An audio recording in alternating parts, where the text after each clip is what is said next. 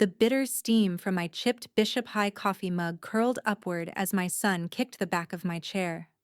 Still, I didn't speak, just steadied the mug, letting the warmth remind me I was still in control.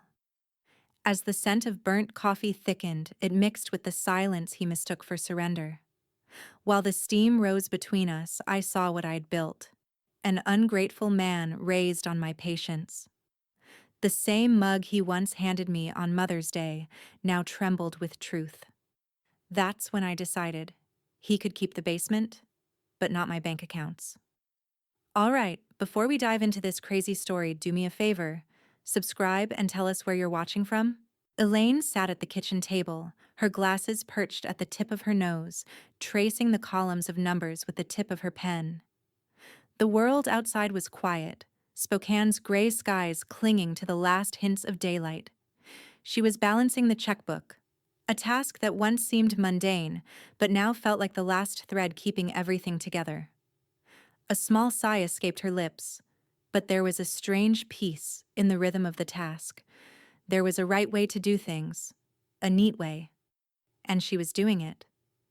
The kitchen light flickered briefly, and before she could adjust it, the basement door crashed open. "Mom, I need the Wi-Fi password again." Travis's voice was as thick as the musty air from his underground den, a familiar grumble that seemed to enter the room before he did. His footsteps echoed across the worn floorboards as he stomped into the kitchen, his body blocking the light. Elaine didn't look up. She simply held her breath for a moment, careful not to let any sharpness slip into her voice. "Just a minute, Travis," she said, her voice steady, a little too steady. "I'm finishing something." "Jesus, how long does it take?" His impatience was palpable, his words sharp like an accusation. He loomed in the doorway, shifting from foot to foot, his frustration curling around him like smoke. She didn't answer immediately, keeping her attention on the numbers, the ink slowly spilling across the page as she moved the pen to another column. She could hear him huffing, his impatience like a drumbeat. It had been this way for so long, him storming in when he wanted something, never waiting, never considering. But today, something felt different. The next moment was swift, too fast to anticipate, too jagged to ignore. She felt it first, an abrupt, violent shove that made the chair jerk forward, the legs scraping against the floor. The noise was harsh, like something precious being cracked underfoot. "Move! You take forever," Travis spat out. The words weren't just impatient, they were dismissive, like she didn't matter, like she was in his way. Elaine's body tensed, the muscles locking in place as her pen froze mid-stroke. For a moment the air hung heavy between them, like the house itself held its breath. Her pulse quickened, and for the first time in years she couldn't breathe through it. The calm that she prided herself on felt thin, fragile, like it could break apart at any moment. The chair rocked slightly, and then the silence stretched out longer than it should have. The space around her felt too big, too open, too empty. She didn't turn to face him. Not yet. But the moment stretched, the sting of his words settling in like a bruise. Tyler, still sitting at the kitchen table, watched it all unfold. He didn't say anything. He never did. Not anymore. His eyes flicked to his grandmother, who had long since stopped being just a passive observer, and then back to his father. A faint tremor in his fingers was the only sign that he was affected, but Tyler knew. He always knew. He had seen enough to understand that today wasn't like the days before. Elaine's fingers twitched. It wasn't rage that gripped her. It was something colder, more deliberate. The world outside was still as death, the sounds of the house muted. She didn't say a word. She didn't need to. She simply pushed the chair back with a controlled, almost practiced motion, her feet steady against the floor. Without looking at Travis, she stood up. The movements were slow, measured, like a person walking through a dream, but in her mind, every step was grounded, purposeful. There was no hesitation now, no second guessing, no calming breaths to take. Her gaze flicked briefly to the file cabinet across the room. The metal edge gleamed under the dim light. It seemed to call to her in that moment, a silent invitation. She didn't say a word. She just walked toward it. Travis's voice came again, this time louder, more demanding. "Mom!" he barked. "What the hell is wrong with you?" Elaine didn't look back. Her fingers brushed over the cool metal of the cabinet, finding the lock with ease. She had opened it 1,000 times before, but today, it was different. Today, every file, every page inside felt like a step closer to something irreversible. Her hand paused on the lock, and for the briefest moment she allowed herself to feel the weight of it, the weight of what she was about to do. It was not anger that made her heart beat faster, but something quieter, something far colder. Tyler didn't speak. He simply waited. Elaine slid the lock open. The sound of the metal shifting echoed in the room, louder than anything else. It was a sound that would carry, she knew. It would carry far beyond these walls, past the limits of the house, past the limits of what had been her life up until now. But she wasn't turning back. Not this time. Her fingers brushed the first file, and the decision crystallized in the stillness. Elaine didn't waste time with sentiment. The file cabinet slid open with a quiet squeal, the weight of it hanging in the air. She flipped through the first few documents, her fingers brushing against the edges of papers that were no longer just paperwork, but the tools of a battle she never wanted to fight. But here it was, right in front of her, and there was no backing down now. The joint checking account, something she had opened years ago when Travis had lost his job. Help him restart, she'd told herself at the time. She had believed it would be temporary, that this would be the last time she had to help him get back on his feet. But it had never ended. The balance still sat there, a grim reminder of how long it had been since he'd really tried to make something of himself. How long he'd stayed rooted in the same basement, living on her terms, on her dime. Her hand hovered over the bank statements.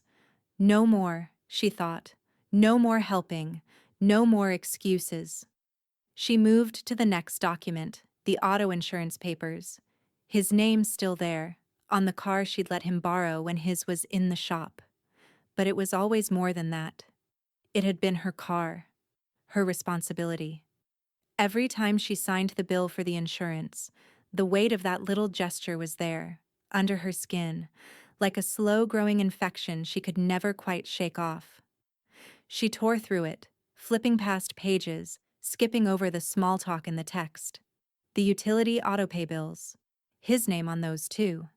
Each password she had given him, each account he thought belonged to him by some unspoken right. The gas, the water, the internet, the electricity. All of it still carried the same tether to him, the same sense of entitlement.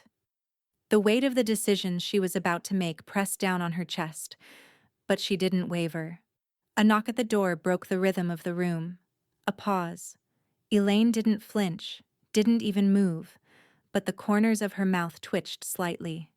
She knew who it was before the door swung open, and in came Ruth, holding a Tupperware of soup in one hand and a soft smile in the other. "Brought you something to eat." Ruth's voice was gentle, unassuming. Ruth never did ask questions. She never pressed for details. She was simply there, her anchor. Elaine didn't respond immediately. She glanced up, her eyes cold but steady, and then she turned back to the papers in front of her.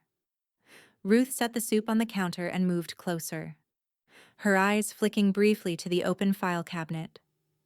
"You're doing it," Ruth said softly, more of a statement than a question. Elaine gave a small nod, the tension in her shoulders relaxing, but only slightly. "I am." The words came out with the precision of someone who had been through this moment 1,000 times in their head. "I'm cutting him off." Ruth didn't look surprised. She didn't offer sympathy, didn't make it about her. Instead, she placed a hand on the counter, steadying herself before responding. Do it clean. Do it once. No looking back. Elaine didn't need to hear more. Ruth's advice was always sharp, always right.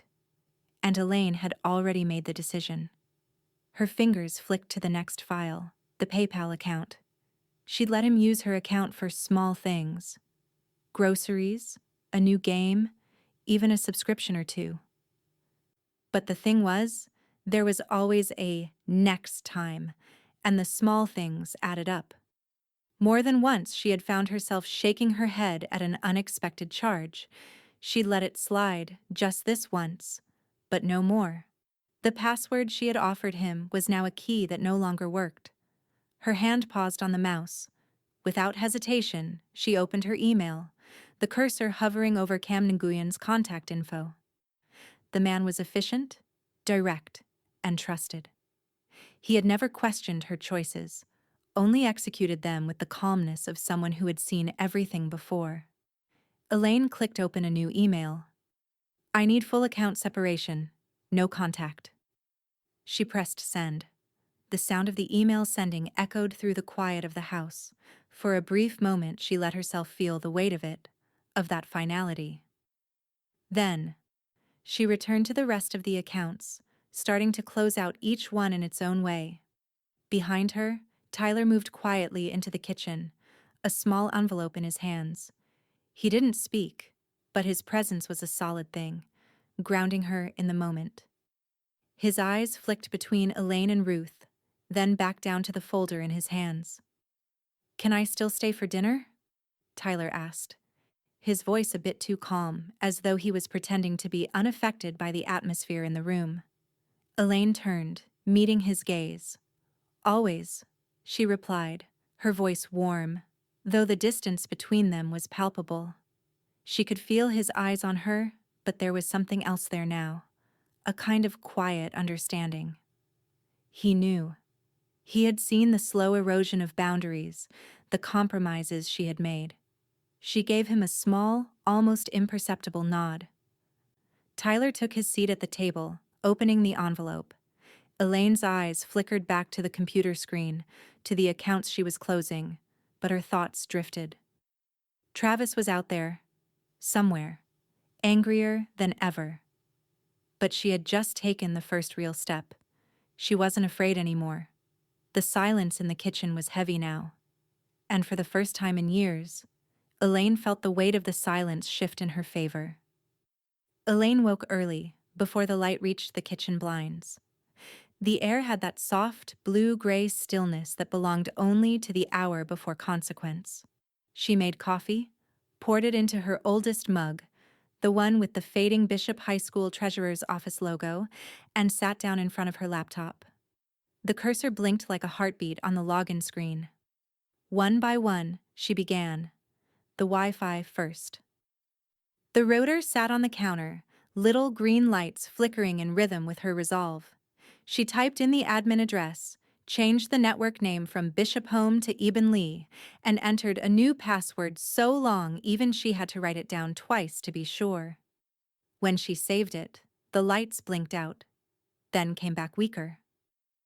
She could almost feel the disconnection travel through the floorboards, down into the basement where Travis's world lived. Seconds later, she heard it. Internet's down again. His voice rose from below, sharp and irritated. Elaine sipped her coffee, letting the warmth fill her throat before answering, calm as a held breath. Call your provider. There was a pause, then a heavy footstep, a muttered curse, and the slam of his basement door. She turned back to the laptop. The streaming accounts were next: Netflix, Hulu, Prime. Each one held traces of him, his profile pictures, his endless watch lists of action movies and reality shows, his saved passwords stored under her email. She deleted his profiles one by one. No ceremony, no second thoughts. The page refreshed to show a single name, Elaine. The sound of each deletion was silent, but in her mind it was thunder. She moved to the utilities next: Spokane County Electric, Cascade Gas, the Water District, even the garbage collection. Every account had his name listed as authorized user. Not anymore. Click, remove, confirm. With each removal came a deeper sense of space, like air flooding back into a sealed room. Then, the auto insurance. She logged in, her fingers trembling just slightly as she saw his name beside hers. Travis Bishop, secondary driver. The cursor hovered over remove. Her reflection in the computer screen was faint but steady. There was no anger there, just precision. The kind of focus that comes after the storm, when you've decided you'll never stand in the rain again. She clicked. Downstairs, the faint thud of his footsteps moved toward the stairs, then stopped halfway up. She heard him muttering to himself, words she couldn't make out, but didn't need to. Elaine opened her bank app next. The joint checking account appeared on the screen, balance modest but still hers. She stared at the line that read, Joint Owner, Travis Bishop, and remembered the day she'd opened it. He'd stood beside her at the credit union, eyes tired but grateful, saying, "Thanks, Mom. I'll get things right this time." He hadn't. Her hand didn't hesitate as she transferred every dollar into her private account. When the screen confirmed transfer complete, she closed her eyes for a moment. She didn't pray, she didn't curse, she just breathed, slow and steady. Another sound broke the quiet, a crash from below. The unmistakable bang of something thrown against a wall. "Mom!" His voice thundered up the stairs. "Did you touch the bank account? It's saying locked." Elaine stood, smoothing her sweater, and called back in the same even tone she'd used her whole life when she needed control to stay intact. "You'll have to speak with the bank about that." Silence. Then another slam. She walked to the window. Outside, the sun was beginning to lift above the pine trees, washing the backyard in pale gold. The frost on the grass shimmered, and she realized she hadn't noticed beauty like that in months, maybe years. Her phone buzzed. An email from Cam Nguyen. "Received your message, Elaine. Starting digital separation today. Recommend password vault update. Will confirm once all linked accounts are secure." She smiled.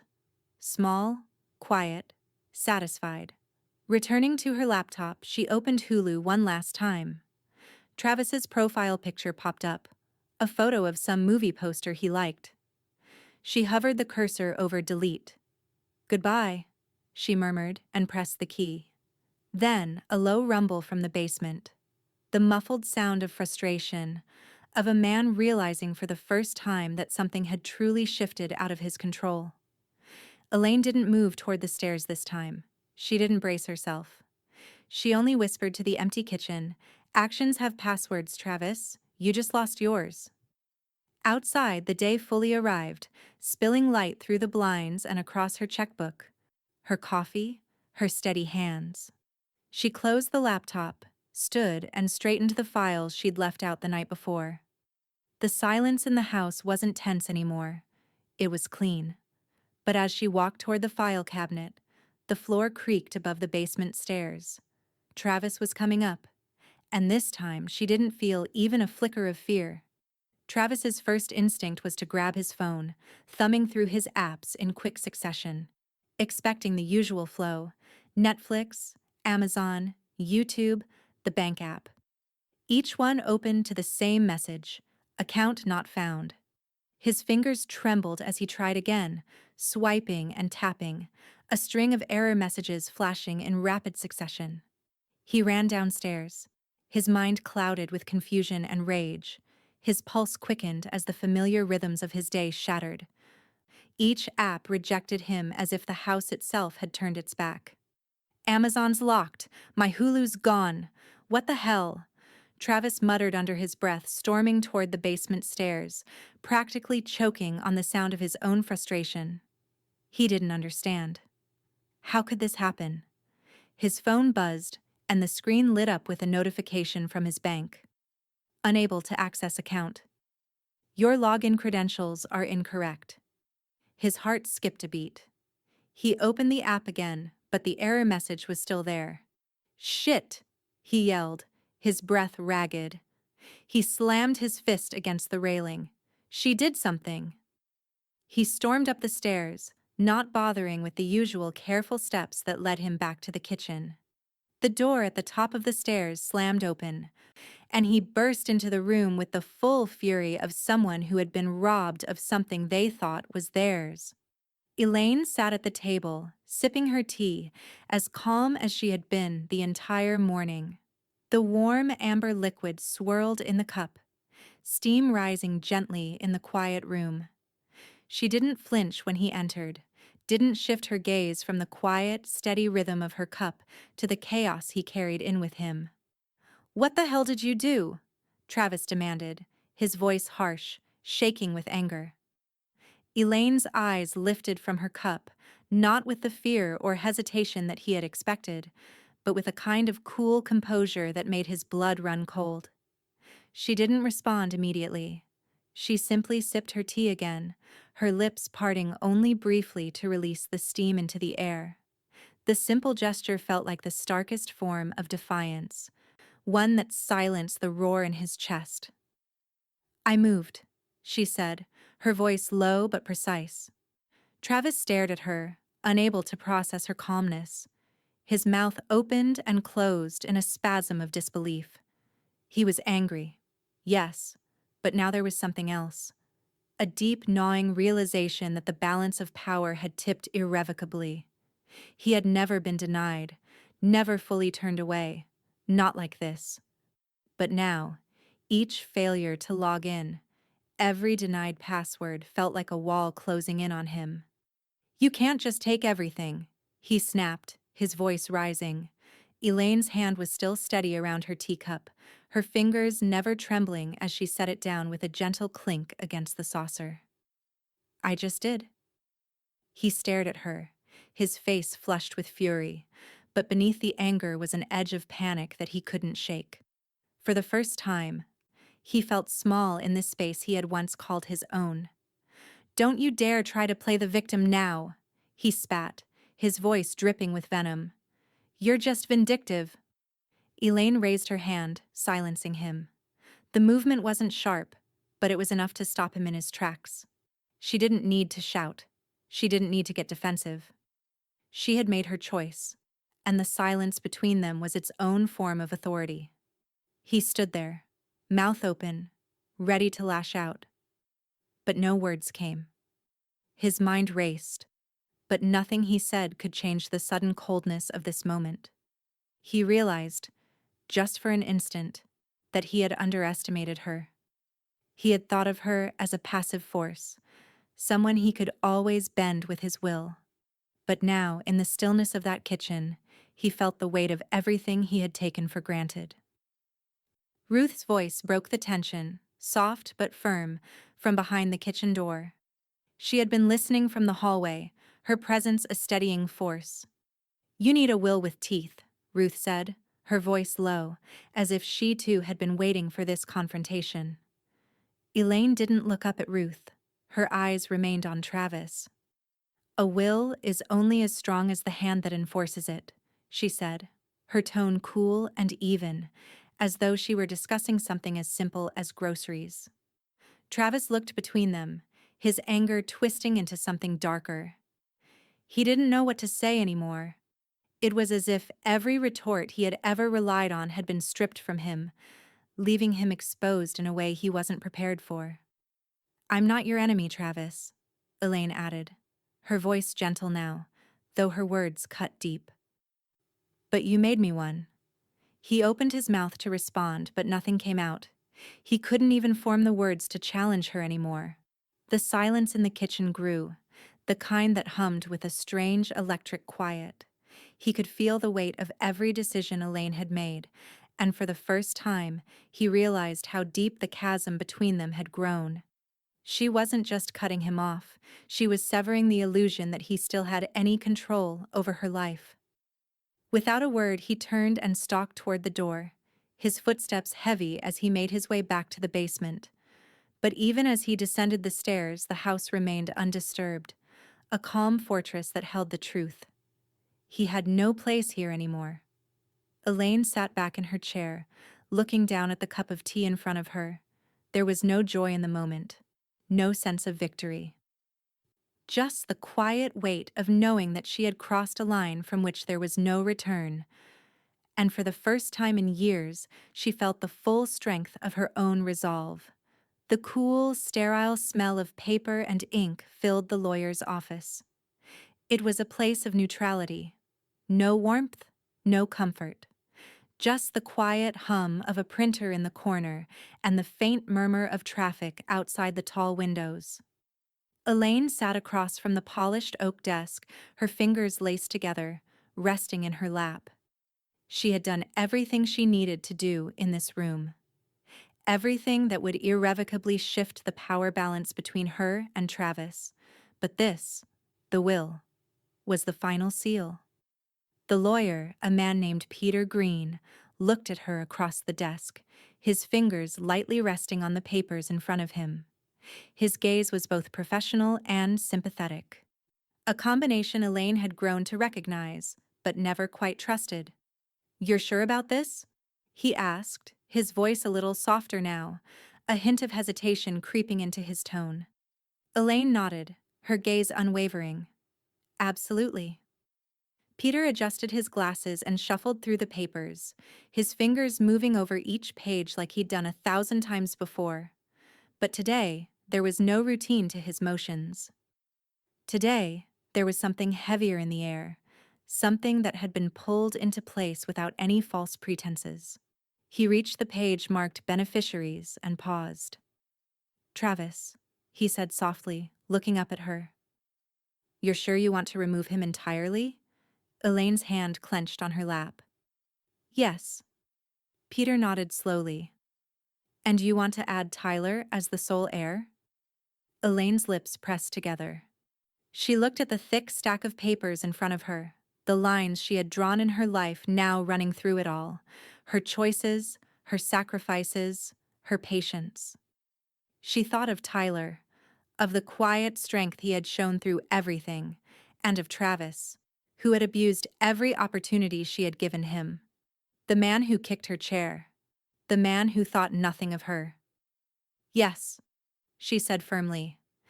"Tyler is the only one left who matters. He's the only one who's shown me respect." Peter scribbled down some notes, then looked up again. "You've also set up a trust for Tyler. Would you like to make that contest proof?" Elaine hesitated for a moment, but only a moment. Her eyes flicked to Ruth, standing at the window, arms crossed but with a quiet fire in her gaze. Ruth had been with her through every decision, every quiet resolution, standing by her side when the world seemed like it was crumbling. "I want it earthquake-proof," Elaine said softly, the words rolling out with a cold finality. Peter smiled slightly, but it was a smile that held no real warmth, just acknowledgement of the strength she was wielding. "Understood." He went back to the papers, finalizing the last details. Elaine could hear the faint ticking of a clock somewhere in the office. Tick, tick, tick. Time moving forward, a steady march toward what she knew she had to do. "Everything's set," Peter said after a long moment. "Once we get the notary, this will be final." Ruth, who had been quietly watching the exchange, came over to the desk.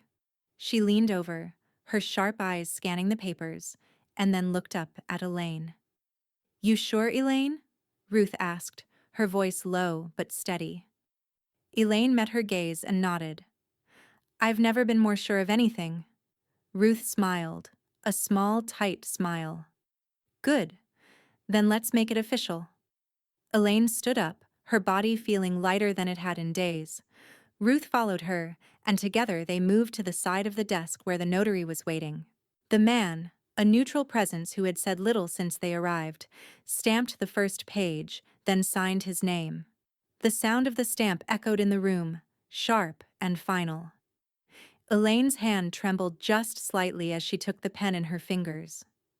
She hovered over the line for just a second, her eyes focused on the words she was about to write.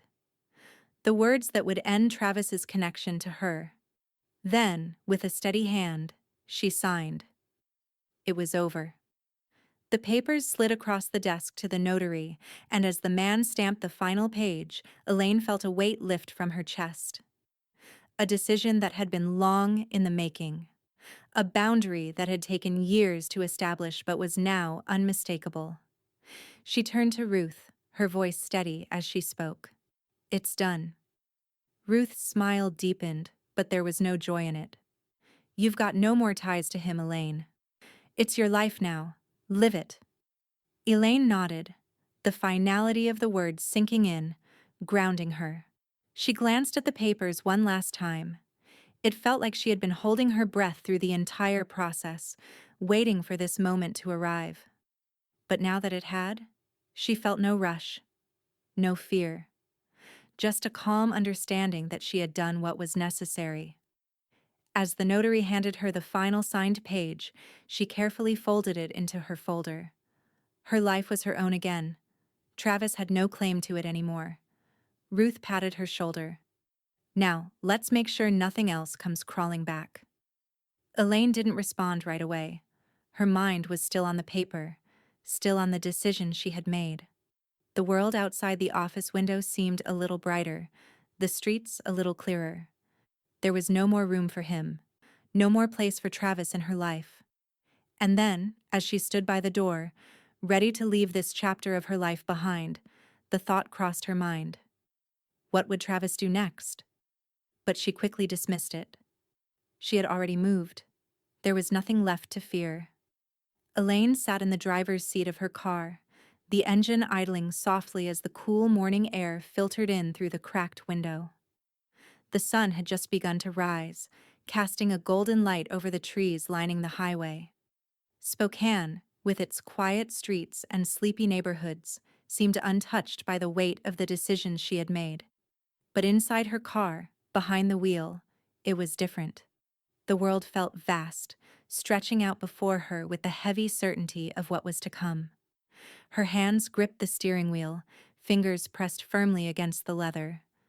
Her knuckles just beginning to show the first signs of tension. She had already made her peace with the changes she'd set in motion. Today was the day she would officially sever any remaining tie to Travis. No chance for any final desperate claim to her life. No more decisions to be made.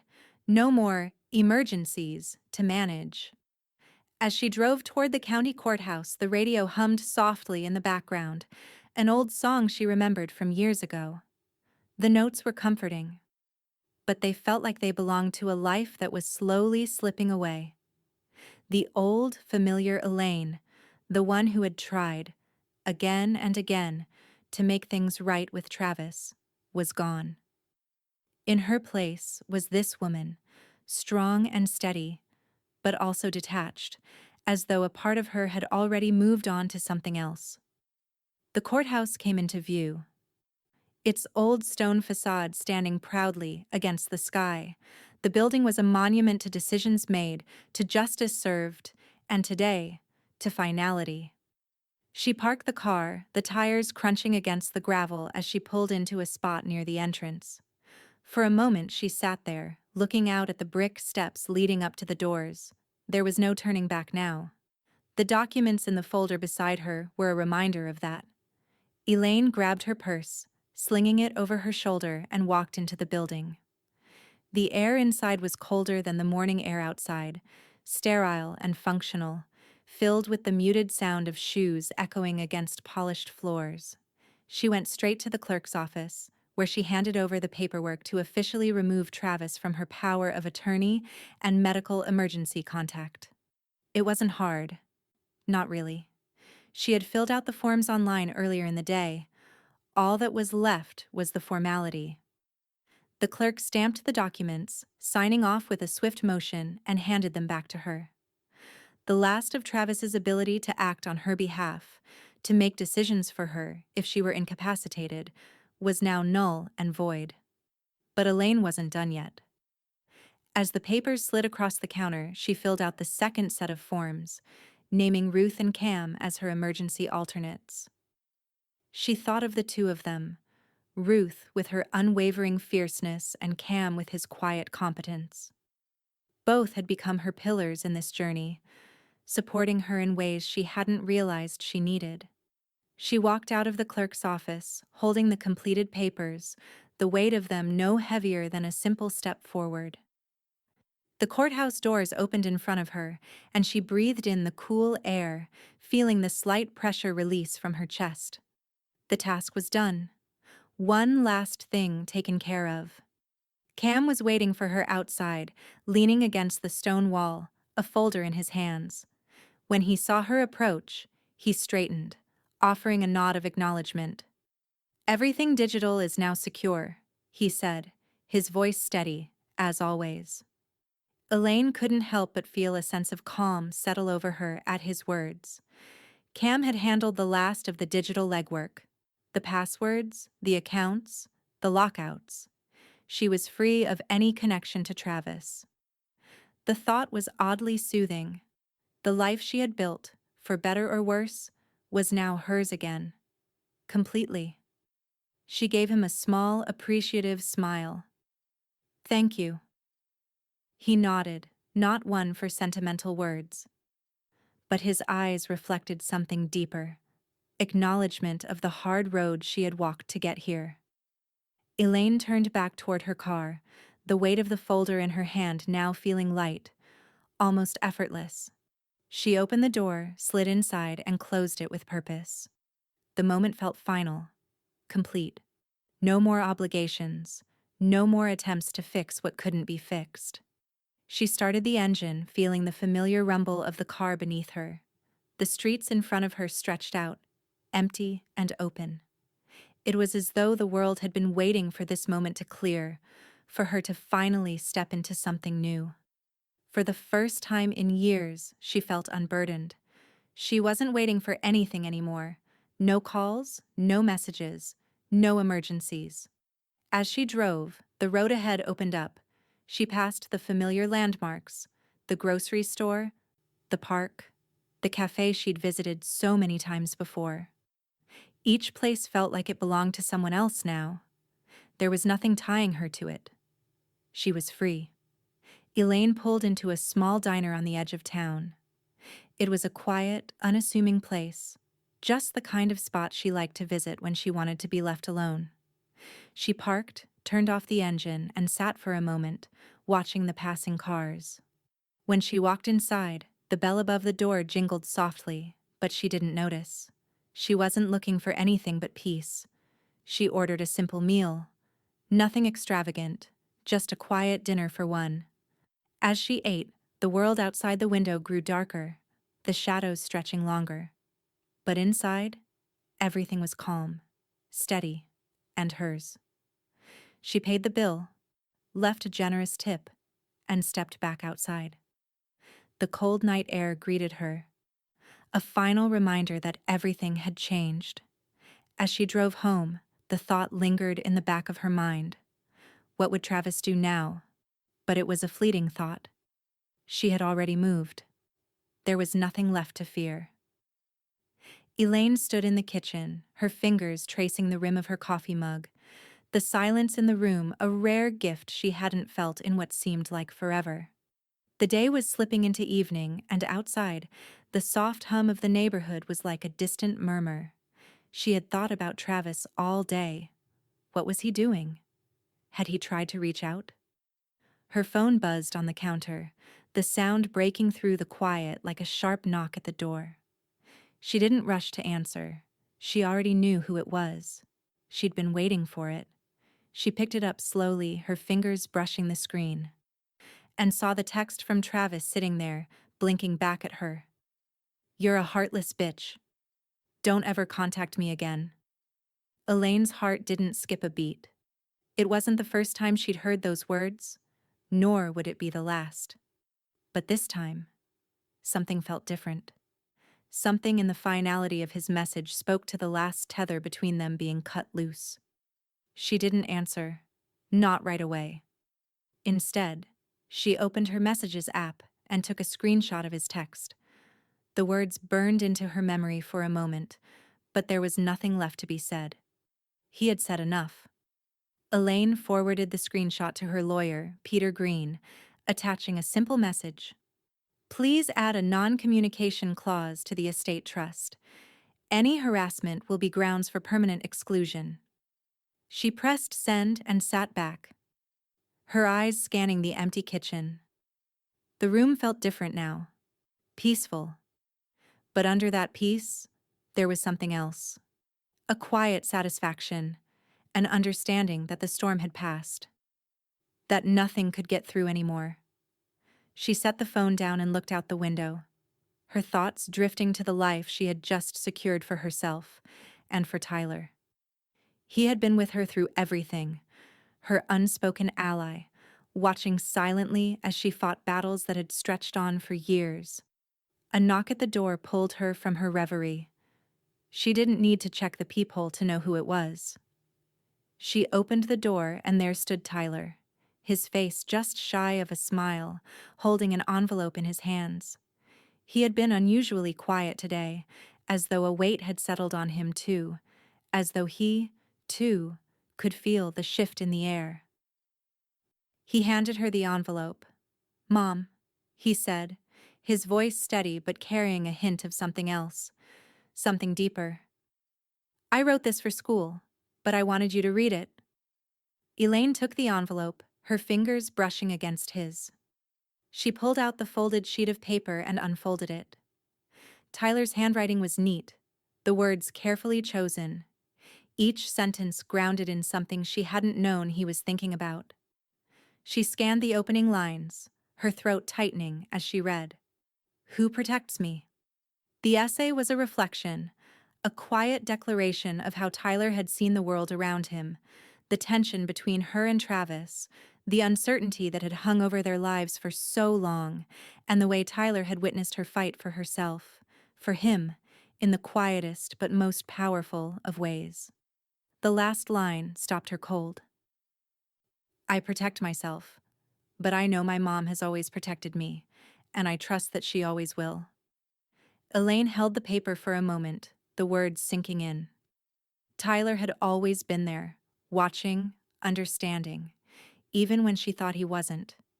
He had been her anchor, even in the moments when she didn't realize it. She set the paper down on the table, her eyes locking with his. He didn't speak, but there was an understanding between them, something unspoken, but undeniable. Tyler had always known. He had always seen the strength beneath the surface, the way she fought for him even when it seemed like everything was falling apart. Elaine stepped forward, pulling him into a quiet hug. His arms wrapped around her, and for a moment, everything was still. It wasn't perfect, but it was real. This was their life now, solid, unyielding, and free from the weight of Travis's presence. As they pulled apart, the doorbell rang again. Elaine didn't have to ask who it was. She already knew. Ruth. Ruth's voice carried through the door, muffled but still sharp. "Do you want me to help install a doorbell cam?" Her tone was light, almost teasing, but there was a clear edge to it, a quiet warning. Elaine smiled softly to herself. She picked up the phone and texted Ruth a simple response. "Yes, and change the locks while you're at it." A sense of finality hung in the air now. This time, it was real. This time, there was nothing left for Travis to control. Nothing left for him to claim. As she looked back at Tyler, she felt a strange sense of calm wash over her. The doorbell rang again, and this time, she was ready. The quiet hum of the house was broken by the sharp ping of Elaine's phone. She glanced down at the screen, already knowing what it would be. A post from Travis plastered across social media, dripping with his characteristic venom. She opened it slowly, her heart already hardened to the words she would read. "My own mom locked me out. No loyalty anymore." Her fingers hovered over the phone, the screen before her almost mocking in its simplicity. The words were his usual, a desperate attempt to elicit sympathy, to paint her as the villain. The implication was clear. She had wronged him, turned against him in his moment of need, as if his needs had ever been more important than her own survival. Elaine set the phone down on the kitchen counter, not responding, not engaging. The weight of his words no longer carried the power they once had. The storm had passed. She was done defending herself. In the quiet of the house, she resumed her work, methodical, deliberate. The bank letters were next. She opened her laptop, her fingers dancing across the keys. With each email she sent, confirming the changes to her accounts, a layer of tension lifted from her chest. There was no room for Travis in her financial world anymore, no longer any justification for the access she had once given him. Each letter was composed with the precision of a surgeon's scalpel. The HOA, the utilities, the insurance. She sent them all the same message. She had severed the ties that had bound her to him, and now she was making sure the paper trail was just as final. The silence between her and Travis would only deepen from here. She knew it. She had planned for it. Tyler came into the kitchen, his footsteps soft on the floorboards. He didn't say anything at first, simply watching her as she clicked through her emails. He seemed different now, quieter in the way he moved through the house, as if he too could feel the shift in the air. "Mom," Tyler finally spoke, his voice steady but carrying a weight. "Why don't you defend yourself? Why don't you just tell people the truth?" Elaine paused, her hand stilling on the keyboard as she met his gaze. The question had been building for a while, she could tell. It wasn't just about the post, but about everything. About the weight of her silence, the quiet strength she had maintained when it would have been so easy to argue, to fight back. She sighed, leaning back in her chair, the chair creaking beneath her. For a moment she let herself feel the full weight of the question. "Because," she said quietly, her voice colder than she had intended, "I'm not arguing with someone I already erased." Tyler didn't respond at first, his gaze thoughtful as he processed her words. He understood. He always understood. But there was something else in his eyes, something that told her he wasn't entirely certain if the erasure had been the right choice. She knew he worried about the permanence of it all, about the finality that came with cutting someone off completely. Elaine's fingers resumed their movement on the keyboard, her eyes flicking to the next email in her inbox. A freeze on any co-signed credit attempts. She'd been waiting for this moment too, making sure that the last vestiges of Travis's entitlement were snuffed out completely. Her mind didn't linger on the actions she had taken. They were necessary, and they were done. But there was a part of her that couldn't help but wonder if Travis would ever understand, if he would ever come to see that his actions had put him beyond reach. As the email sent, Ruth's voice filtered in through the open window, soft but insistent. "Elaine, I filed the fraud alert," she called from the yard, her form silhouetted against the fading sunlight. She was standing by the mailbox, making sure that no other loose ends remained. Elaine didn't say anything at first, but when Ruth entered the kitchen a moment later, her face lit with that quiet satisfaction Elaine had come to rely on, she nodded. "Good. I don't want him doing anything stupid." Ruth paused for a moment, leaning against the doorframe with a sigh. "He'll try, but it won't matter. He's been erased." Elaine smiled softly, the weight of the truth hanging between them. It wasn't about vengeance. It wasn't about punishment. It was simply about closing a door that should have been locked years ago. Travis had made his choices, and now he had no place in her world. He never would again. Tyler moved toward the table, a hesitant step forward as he handed her a small envelope. "Mom, this came for you today," he said. The envelope was plain, no return address, just a simple weight in her hands. Elaine opened it carefully, her heart still and steady. Inside was a piece of paper, folded neatly. Her eyes scanned it quickly, and for a moment, everything else in the room fell away. It was a letter, handwritten in a familiar, slanted script. Elaine, I know what you've done. You think you're better than me, but you'll see. I'm coming for what's mine. Elaine's eyes narrowed as she read the last few lines.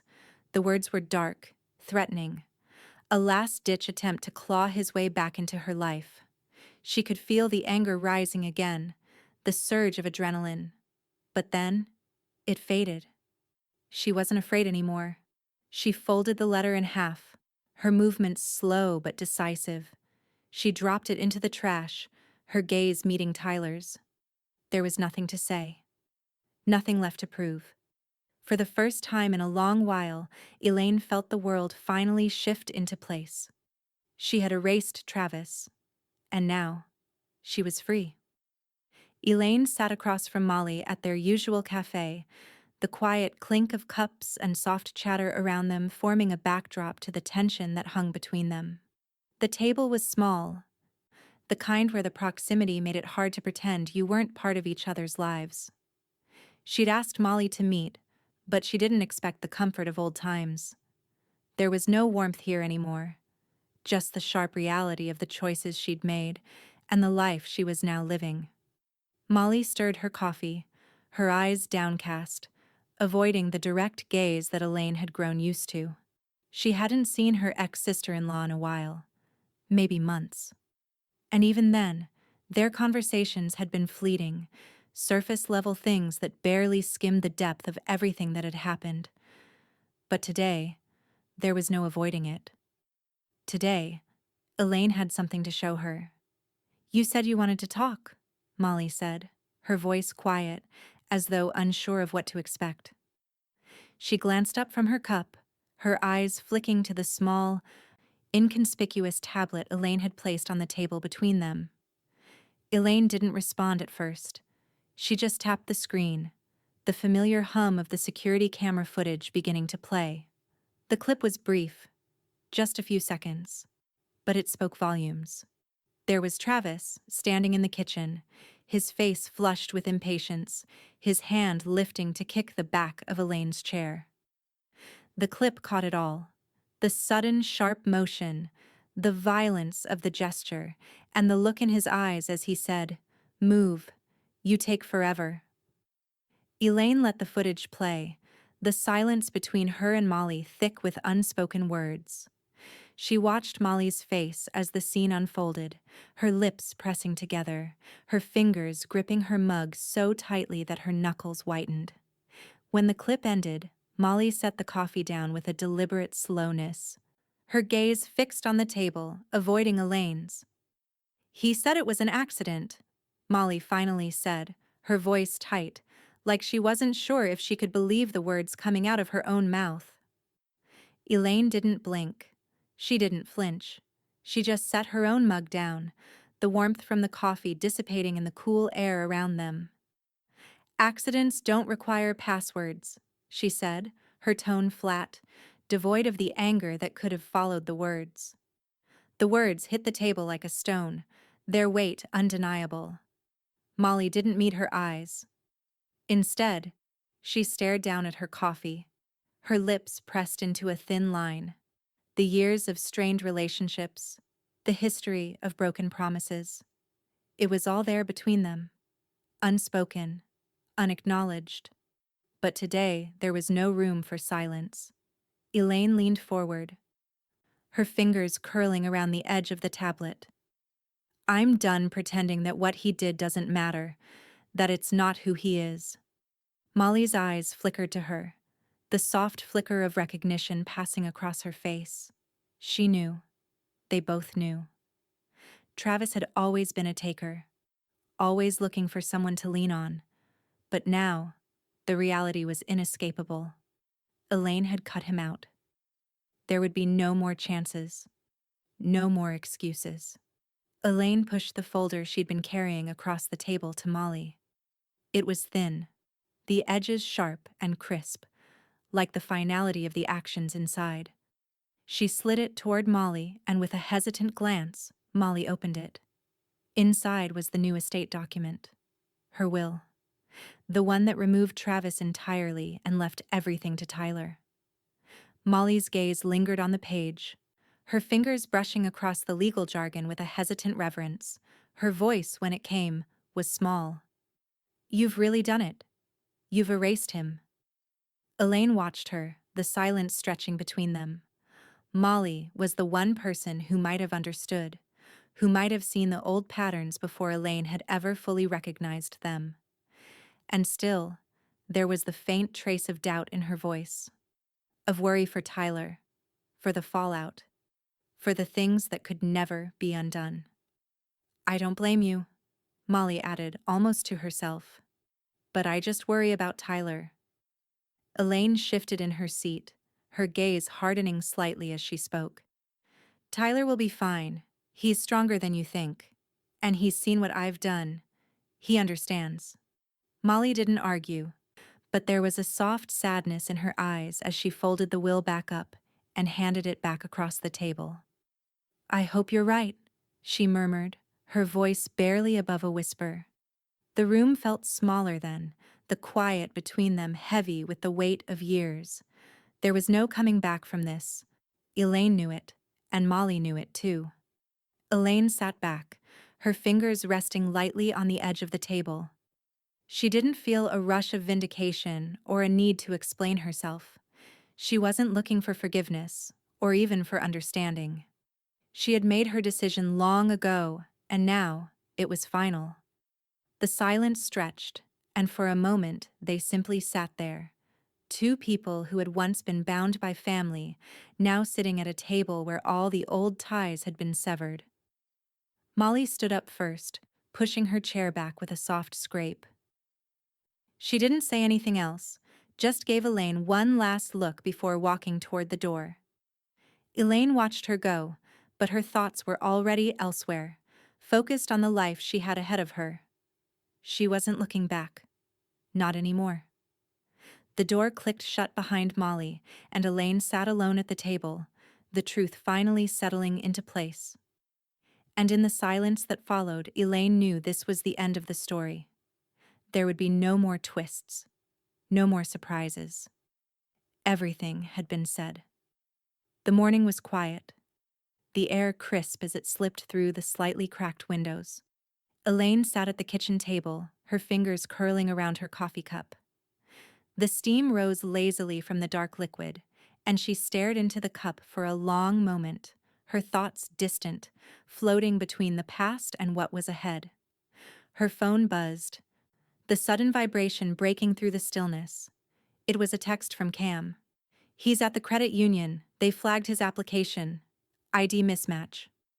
Elaine's eyes narrowed as she read the message, a small but satisfied smile tugging at her lips. Travis had tried to apply for a car loan and, of course, he had been denied. His name was flagged instantly. The secondary authorization she'd removed years ago had come back to bite him, preventing him from accessing anything tied to her. She leaned back in her chair, absorbing the small but vital victory. She had prepared for this, had expected him to try, to lash out one more time, as he always did when he felt cornered. He was running out of places to turn, out of people to blame. But what he didn't realize was that all his old tactics had already failed. The safety nets he once took for granted were gone. A second message from Cam flashed on the screen. "He's causing a scene. He's loud and angry, but they've got everything locked down."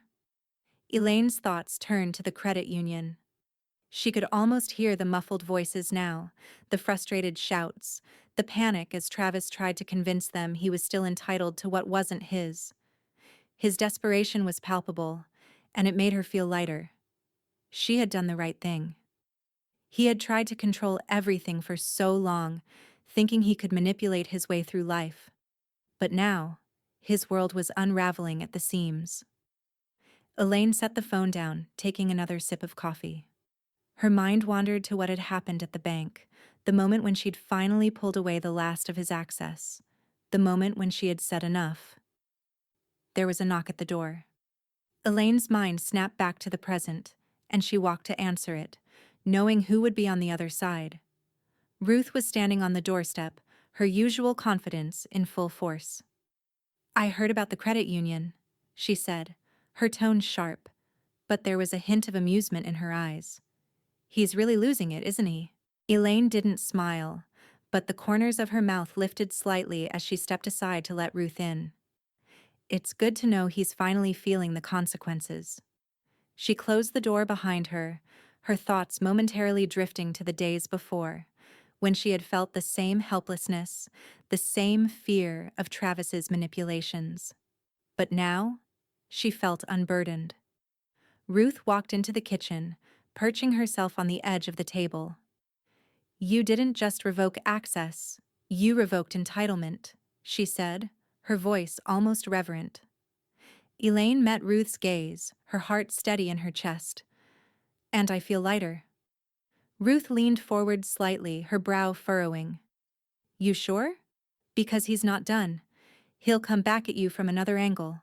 That's what he does." Elaine's hand rested on the back of her chair as she regarded Ruth, her mind clear. "I know who he is now, Ruth, and I'm done letting him back in." Her voice was steady, unwavering. She looked out the window for a moment, watching as the last of the morning fog melted away, the sunlight breaking through the trees. The world outside felt different, lighter somehow. Everything had been cleared away. No more traps. No more games. "Did Cam say anything else?" Ruth asked, snapping Elaine out of her thoughts. "Just that he made the right call."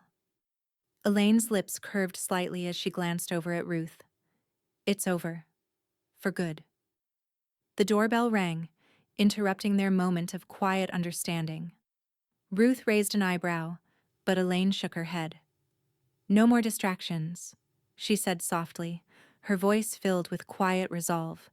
But as she reached for the door handle, she felt a flicker of something, a nagging doubt. Perhaps. But it was gone before she could fully process it. Travis was out of her life now.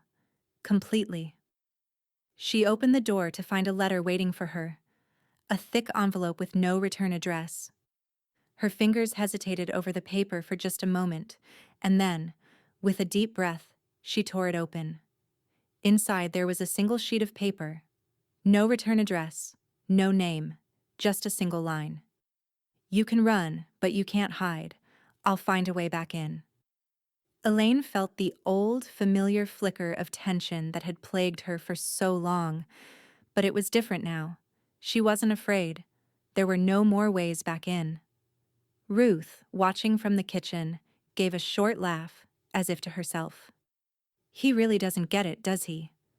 Elaine folded the letter, dropping it into the trash. He never did.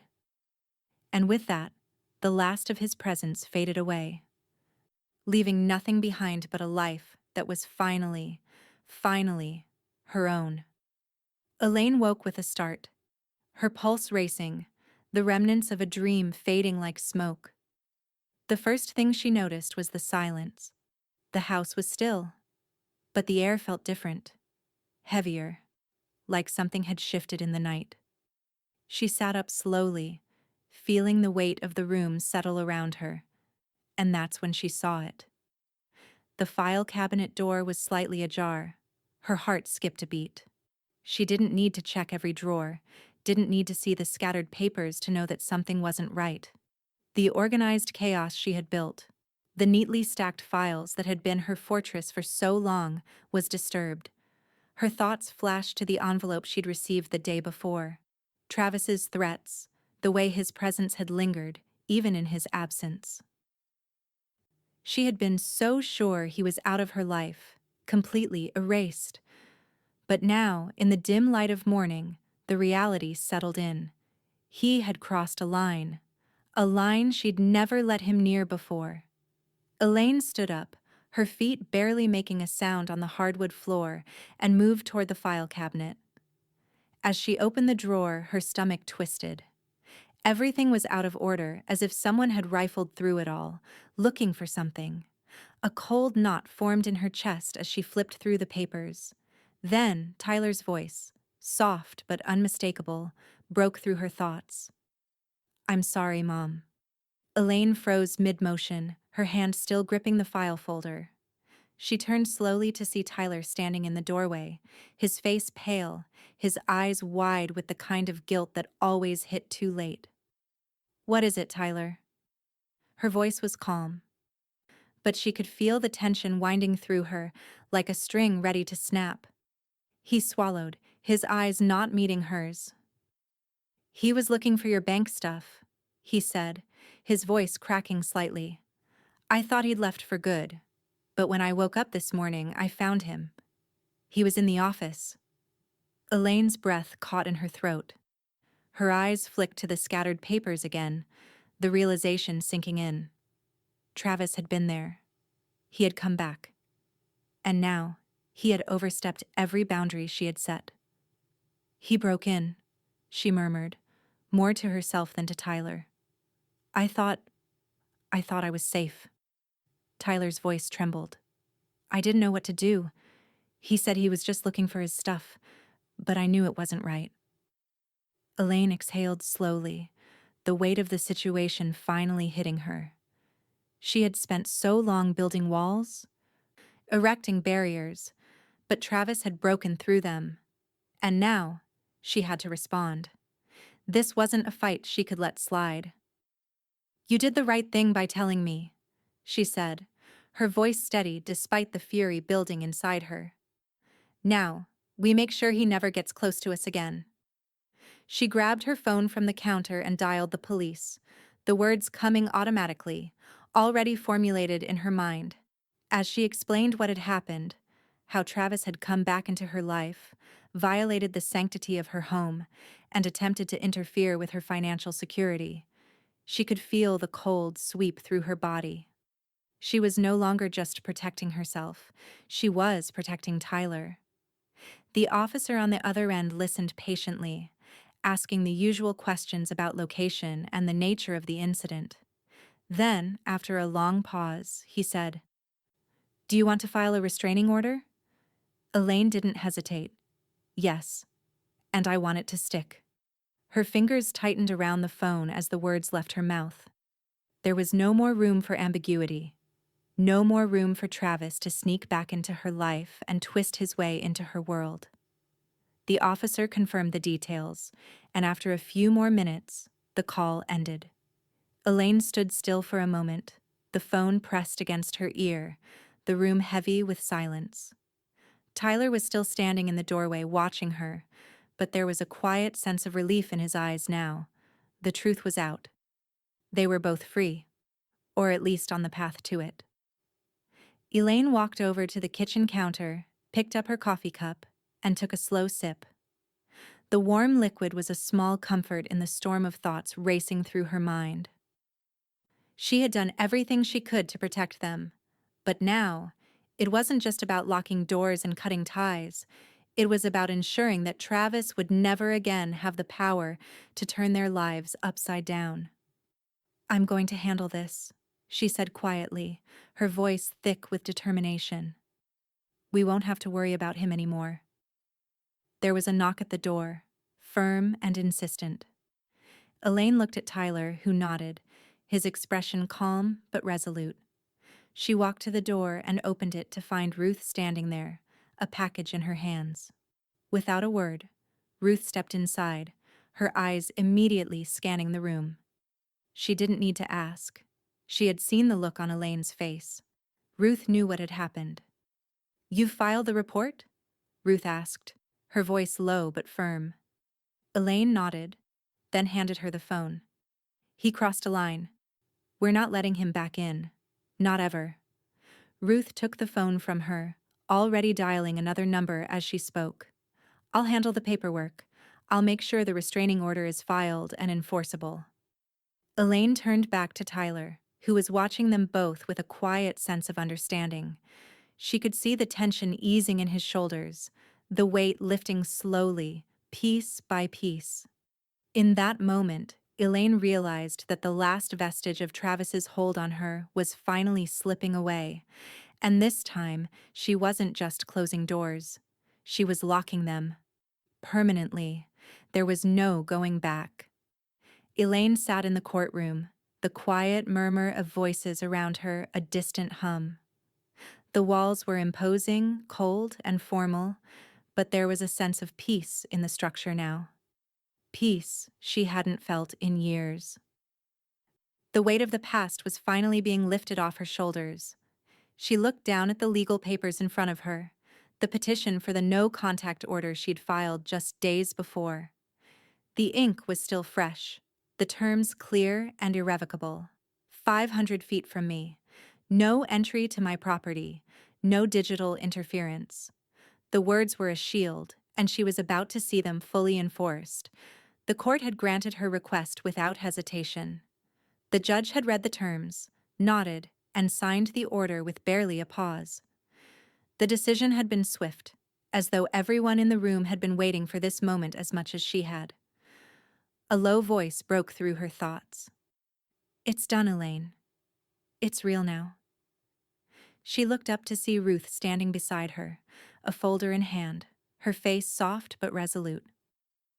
The gravity of the moment hung between them. This was no longer a warning, no longer just a promise. This was a legally binding reality. Travis was officially cut off.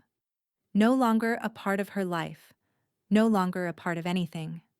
Ruth's words, though simple, carried the weight of everything Elaine had fought for. It was done. There was no going back. Elaine stood up from the chair, her legs stiff from the long wait. She reached for her purse, her fingers trembling slightly as she touched the handles. The air around her felt suddenly warmer, lighter. Even the dim lighting in the courtroom seemed less oppressive. As they walked toward the exit, the door swung open, revealing a man in a dark suit waiting in the hallway. He looked up as they approached. A brief nod passed between him and Ruth. This was no stranger. Ruth's cousin, a retired sheriff, who had been assigned to deliver the final blow. The papers had already been processed, but the serving was still a significant act. Travis would receive this order in person, with the force of authority backing it up. There would be no mistaking the finality of it. No second chances, no apologies. "He'll be served today," Ruth said softly, her eyes meeting Elaine's. "And once it's done, it's over." Elaine's throat tightened, but she didn't respond. She knew it was over. She had known for weeks now, since the moment she'd made the decision to cut Travis out completely. But the fact that it was now reality, that the last thread between them had been severed by the legal system, struck her in a way she hadn't expected. She glanced down at the papers Ruth had handed her. The restraining order was a weighty thing, but it wasn't the only document that needed attention. As they walked out of the building, Elaine's phone buzzed. A message from Cam. "I've added two-factor authentication to every account, every door, every window. Nothing left to chance." Elaine smiled slightly, the words reassuring her in a way nothing else could. She had taken every precaution, every detail had been covered. Travis couldn't get to her anymore, not physically, not digitally. The walls she had built were complete. The fortress was impenetrable. She paused for a moment, looking out at the parking lot where the sun was beginning to dip lower in the sky, casting long shadows across the concrete.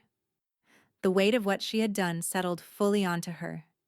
It wasn't just that she had removed Travis from her life. She had erased him from her world. "He didn't just kick my chair," Elaine said, her voice cold but firm as she stared ahead. "He declared himself bigger than my life, bigger than my decisions, bigger than Tyler and me." Ruth didn't respond immediately, but Elaine could feel her steady gaze. Ruth knew. She had seen the transformation, had witnessed the pain, and now the relief. She had watched Elaine reclaim her life, piece by piece.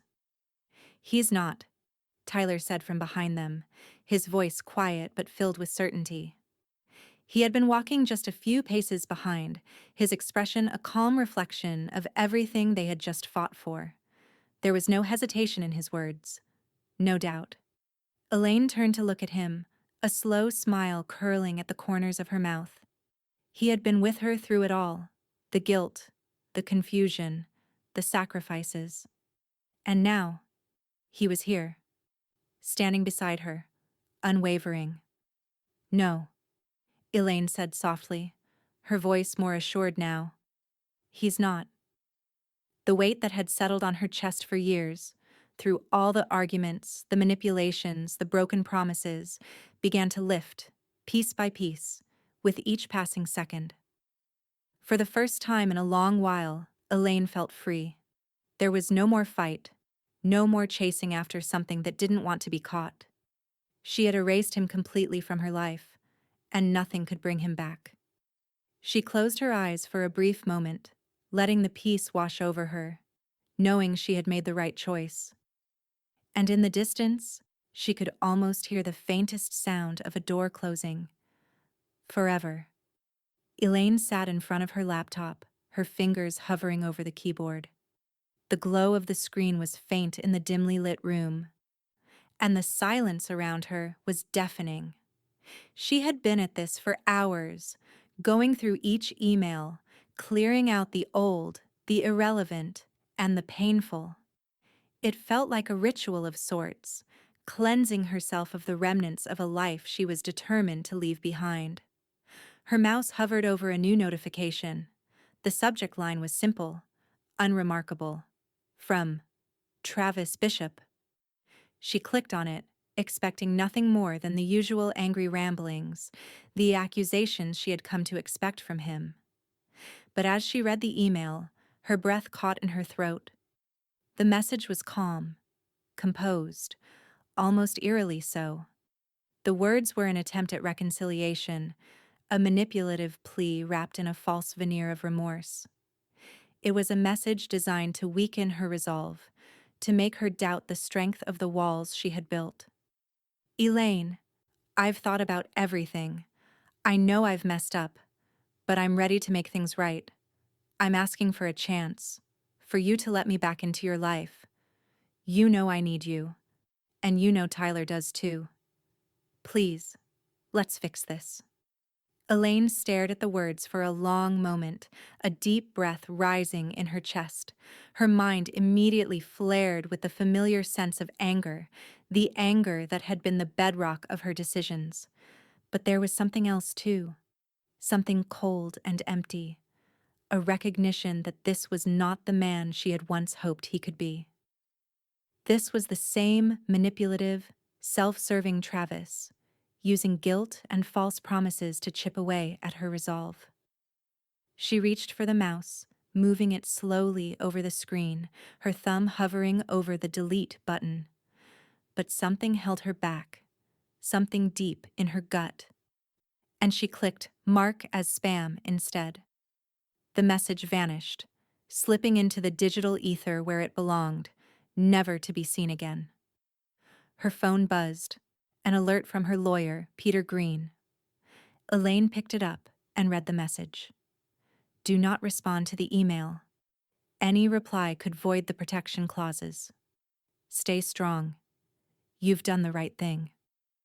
Elaine set the phone down slowly, her eyes fixed on the empty screen before her. The weight of the message hung in the air, but she didn't feel shaken. There was no need to respond. There was no need to engage. The walls had already been built, the boundaries established, and nothing, not even his manipulations, could tear them down now. Her fingers moved back to the keyboard, updating her recovery emails and security questions with deliberate care. She had to ensure that nothing could undo what she had done. She had already taken every measure to lock Travis out of her digital life. She had already erased him from her world. As she finished the final changes, she sat back in her chair, feeling the tension in her shoulders ease just a little. Ruth had been right. Everything had been locked down. Ruth's voice broke into her thoughts, soft but insistent, as she stepped into the room from the hallway. "Elaine, you're safer now than you've ever been."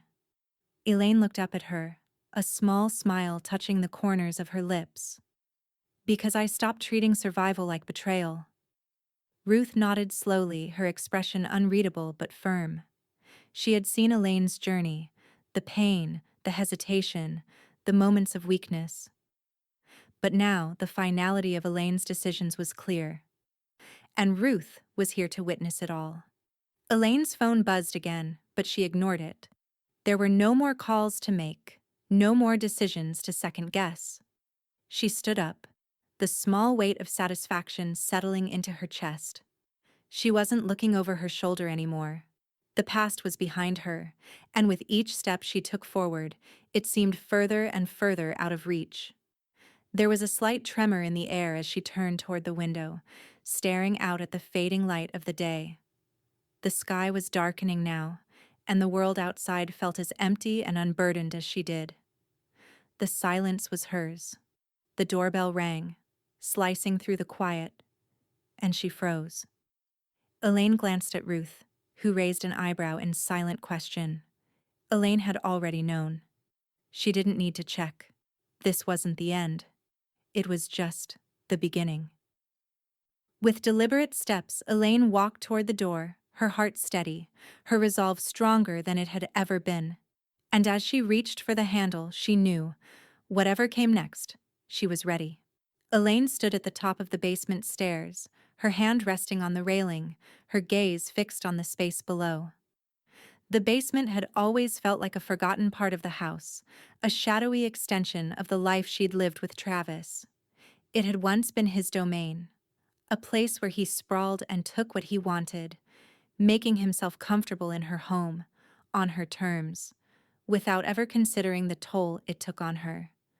But now it would be different. She had spent the morning cleaning out the space. The old furniture that had accumulated over the years was gone, discarded or donated, depending on what could be salvaged. The old, worn-out couch where Travis had spent countless hours had been replaced with a sleek, modern futon. It wasn't much, but it was enough. The walls, once stained with memories she wished she could erase, had been scrubbed and repainted, leaving only a faint trace of the past behind. Elaine stepped down the stairs, her feet light on the cold floor. The smell of fresh paint lingered in the air, mingling with the faint scent of wood polish. She had done this herself. Every corner, every inch of this transformation. No one else. Not Ruth. Not Tyler. This was her reclaiming something that had been taken from her. It was small, but it was hers.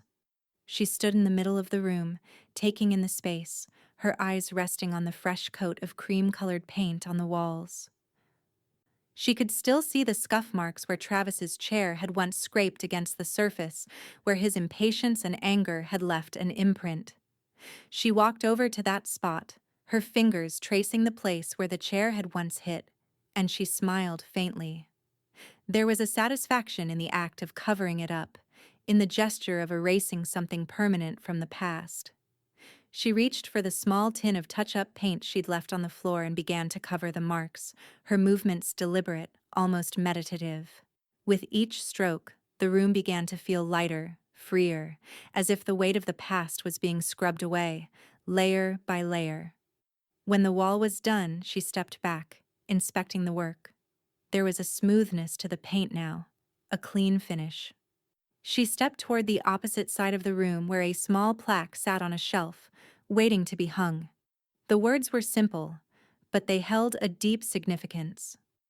Respect lives here. Elaine took the plaque in her hands, her fingers brushing over the engraving. She had chosen the words carefully, knowing that this was more than just a physical space. This was a declaration of what she was willing to accept in her life. Respect was no longer optional. It was a condition, a boundary. She nailed the plaque to the wall with a soft tap, stepping back to admire her work. The room was now a quiet reflection of everything she had rebuilt, not just in this space, but in herself.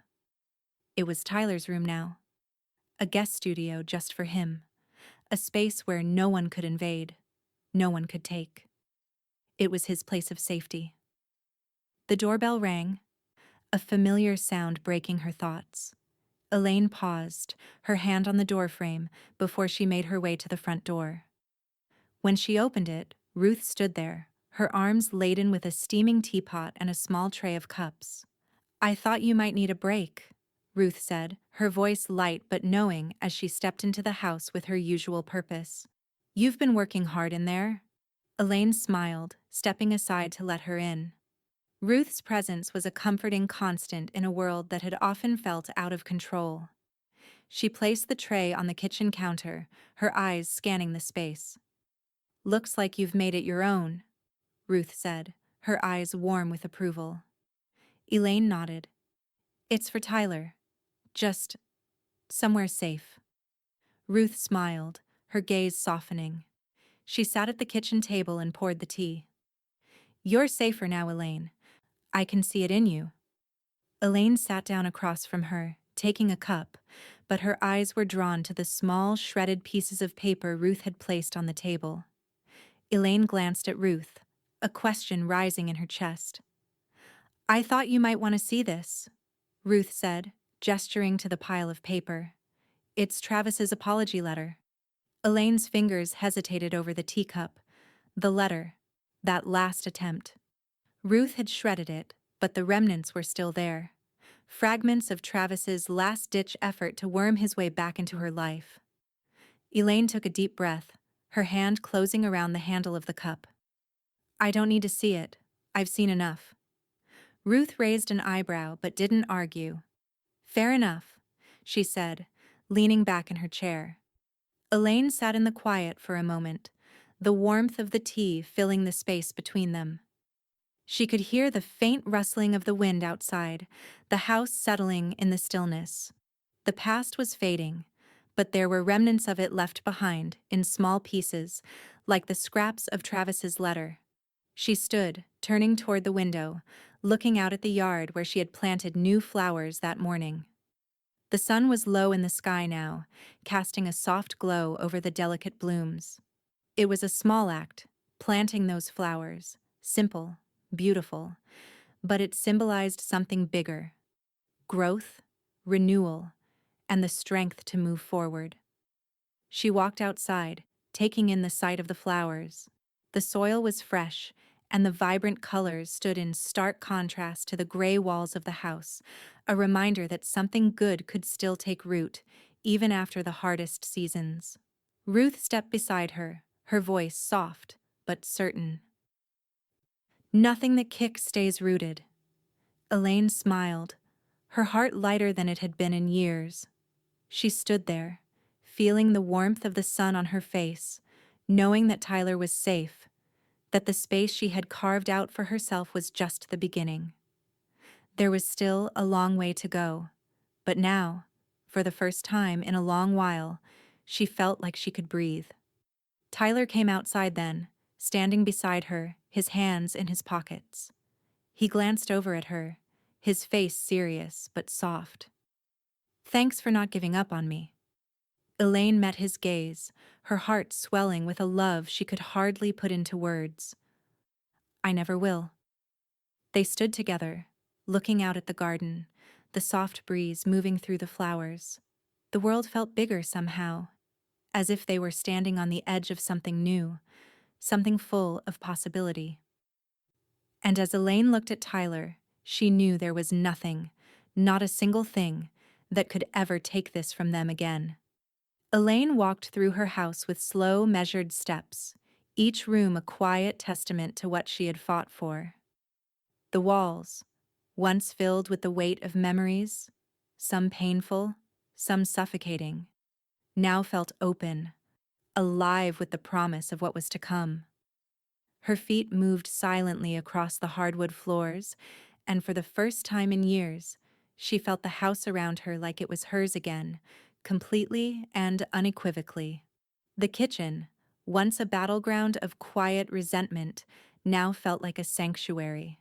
The sink gleamed under the soft light, the countertops free of clutter. She moved through each space as if reacquainting herself with her surroundings. The living room, the hallway, Tyler's new guest studio, all of it now seemed more hers, not defined by Travis's presence, not defined by the ghosts of their life together. But the true cleansing had taken place elsewhere. Elaine paused at the kitchen table, where her laptop sat open.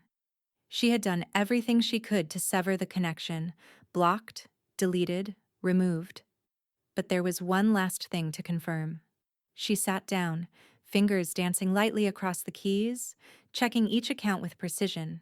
The online banking, the shared utilities, the streaming services, the credit accounts. She scanned them all, making sure there were no traces of Travis left. No lingering footprints from a past that no longer had any claim over her. Every detail had been locked down, every password updated. No access remained. Her phone buzzed beside her, and she picked it up to read a message from Cam. Digital revocation complete, no backdoors. He can't get to you now. Elaine smiled, the weight of the words sinking in. The walls she had built weren't just physical. They were digital, too. Everything had been secured, every exit covered. She was safe now, not just from the physical presence of Travis, but from every lingering trace of him in her life.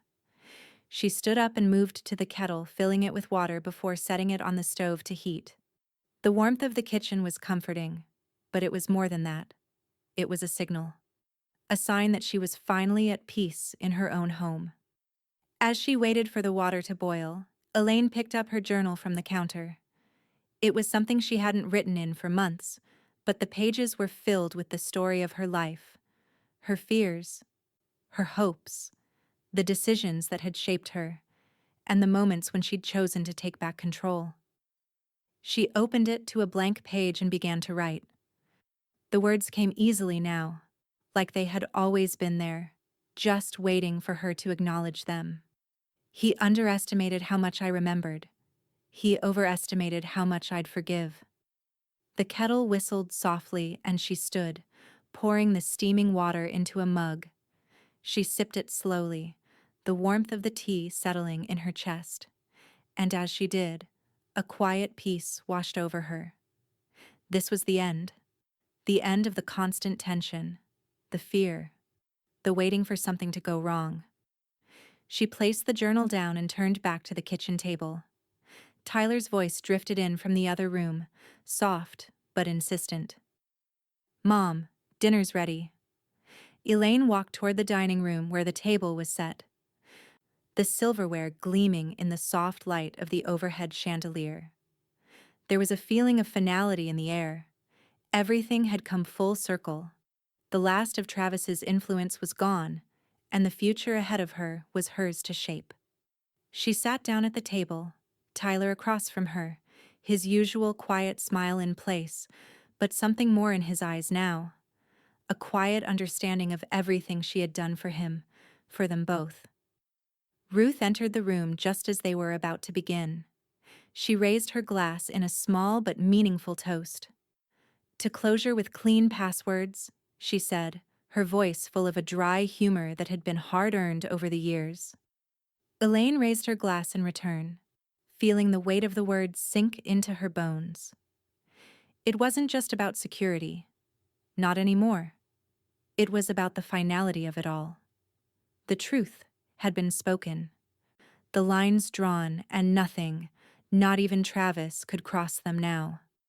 Tyler smiled at the exchange, the silent promise between them, that this was the beginning of something new. A life without fear, without manipulation, without the constant need to guard against someone who should never have been allowed so close.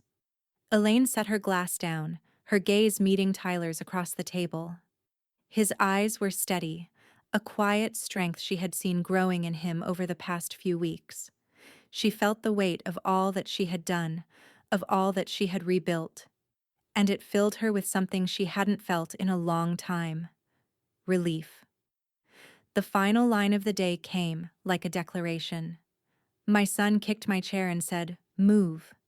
So I moved his access from every account. The words were simple, but they held the gravity of everything she had reclaimed.